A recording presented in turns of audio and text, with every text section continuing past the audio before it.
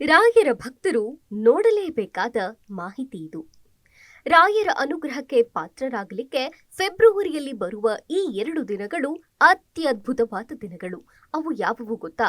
ಒಂದು, ಇವತ್ತು ಫೆಬ್ರವರಿ 19 ರಾಯರ ಪಟ್ಟಾಭಿಷೇಕವಾದ ದಿನ.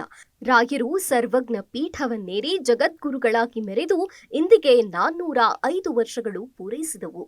ಈ ದಿನ ರಾಯರಿಗೆ ವಿಶೇಷ ಪೂಜೆಯನ್ನ ಸಲ್ಲಿಸಿ ಅವರ ಸ್ತೋತ್ರಗಳನ್ನು ಮಂತ್ರಗಳನ್ನು ಪಠಿಸಿದರೆ ರಾಯರ ಅನುಗ್ರಹ ಖಂಡಿತವಾಗಿಯೂ ಆಗತ್ತೆ. ಮತ್ತೊಂದು ದಿನ ಯಾವುದು ಗೊತ್ತಾ? ನೋಟ್ ಮಾಡ್ಕೊಳ್ಳಿ. ಫೆಬ್ರವರಿ 24ನೆಯ ತಾರೀಕು ಮಂಗಳವಾರ. ಅಂದು ರಾಯರು ಭೂಮಿಗೆ ಅವತರಿಸಿ 431 ವರ್ಷಗಳು ಆದವು.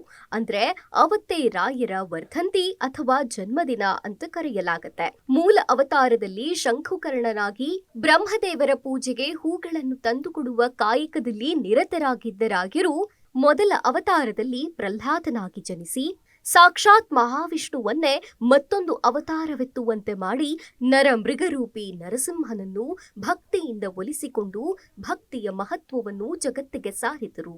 2ನೆಯ ಅವತಾರದಲ್ಲಿ ವೇದಾಂತ ಸಾಮ್ರಾಜ್ಯದ ಮಹಾದೀಪ್ತಿಯಾಗಿ ಕನ್ನಡದ ಕುಲಗುರುಗಳಾಗಿ ಕರ್ನಾಟಕ ಸಿಂಹಾಸನಾಧೀಶ್ವರ ಕೃಷ್ಣದೇವರಾಯನ ಆಸ್ಥಾನ ಗುರುಗಳಾಗಿ ಭಕ್ತಿ ಪಂಥದ ಮಹಾಮಹಿಮರೆನಿಸಿದರು. ಅವರೇ ವ್ಯಾಸರಾಜರು. ಹೌದು, 2ನೆಯ ಅವತಾರದಲ್ಲಿ ವ್ಯಾಸರಾಜರಾಗಿ ಕನ್ನಡದ ಭಕ್ತಿ ಪಂಥವನ್ನು ದಾಸ ಸಾಹಿತ್ಯವನ್ನು ಪುನರುಜ್ಜೀವನಗೊಳಿಸಿದರು.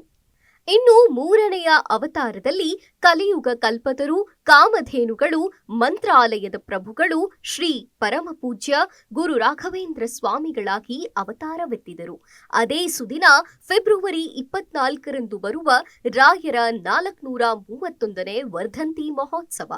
ಬೇಡಿದ ಮಾತ್ರದಿಂದಲೇ ಭಕ್ತರ ಸಕಲ ಇಷ್ಟಾರ್ಥಗಳನ್ನು ಪೂರೈಸುವ, ಸ್ಮರಣೆ ಮಾತ್ರದಿಂದಲೇ ಸಕಲ ಸಜ್ಜನರ ಪಾಪಗಳನ್ನು ಕಷ್ಟಗಳನ್ನು ದೂರ ಮಾಡುವ ನಮ್ಮ ರಾಯರ ಜನ್ಮದಿನ ಇದೇ ಫೆಬ್ರವರಿ 24.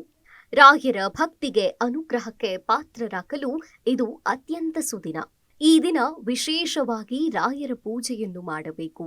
ರಾಯರ ಹಾಗೂ ಶ್ರೀರಾಮದೇವರ ಸ್ತೋತ್ರ ಮಂತ್ರಗಳನ್ನು ಪಠಿಸಿ ರಾಯರ ಅನುಗ್ರಹಕ್ಕೆ ಪಾತ್ರರಾಗಬೇಕು. ಹಾಗೂ ತಪ್ಪದೇ ಈ ದಿನ ಶ್ರೀ ಗುರು ರಾಘವೇಂದ್ರಾಯ ನಮಃ ಎಂದು 108 ಬಾರಿ ಜಪಿಸಿದರೆ ಸಾಕು, ರಾಯರ ಅನುಗ್ರಹ ಖಂಡಿತವಾಗಿಯೂ ಆಗತ್ತೆ. ಈ ಮಾಹಿತಿ ನಿಮಗೆ ಇಷ್ಟವಾಗಿದ್ರೆ ಲೈಕ್ ಮಾಡಿ, ಶ್ರೀ ಗುರು ರಾಘವೇಂದ್ರಾಯ ನಮಃ ಅಂತ ಕಮೆಂಟ್ ಮಾಡಿ ಹಾಗೂ ಅಶ್ವಮಂದಿರವನ್ನ ಫಾಲೋ ಮಾಡಿ.